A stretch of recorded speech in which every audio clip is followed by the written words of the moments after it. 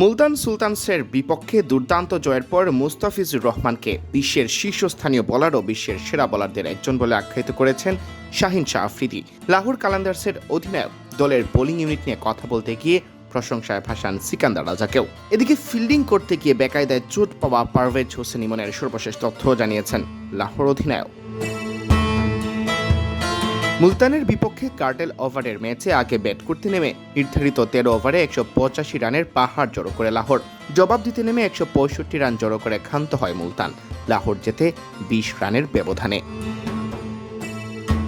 ম্যাচে ফিজ ছিলেন দলের সেরা বোলার। 3 ওভার বল করে বোলিং কোটা পূরণ করার পথে 37 রান বিলি করলেও বল হাতে তার শুরুটা ছিল দুর্দান্ত। নিজের প্রথম ও তৃতীয় ওভারে আবার গুরুত্বপূর্ণ 2টি উইকেটও তুলে নেন। সাজঘরে ফেরান 15 বলে 24 রান করা সাহিবজাদা ফারহান ও 18 বলে 44 রান করা শান মাসুদকে।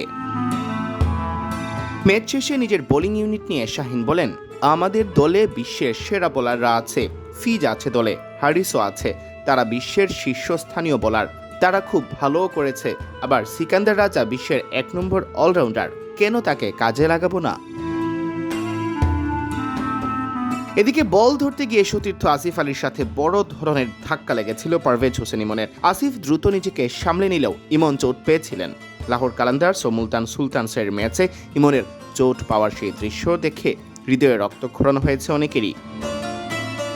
তবে ইমনের এই চোট গুরুতর নয়, এমনটি জানিয়েছেন শাহিন। ইমন ও আসিফ দুজনই ভালো আছেন বলে জানিয়ে তিনি বলেন, হ্যাঁ, তারা দুজনই ভালো আছে। ফখর জামানের অনুপস্থিতিতে এদিন ওপেনিংয়ে নামেন ইমন। ব্যাট হাতে 19 বলে 45 রানের বিধ্বংসী ইনিংস খেলে এনে দেন দারুণ এক শুরু। 13 ওভারের ম্যাচে 185 রানের পুঁজি পায় লাহোর, যা অনায়াসে জয় এনে দেয়। উদ্বোধনী জুটিতে দারুণ শুরু এনে দেওয়া ইমন ও নাইমের ভূয়সী প্রশংসা করেছেন শাহিন।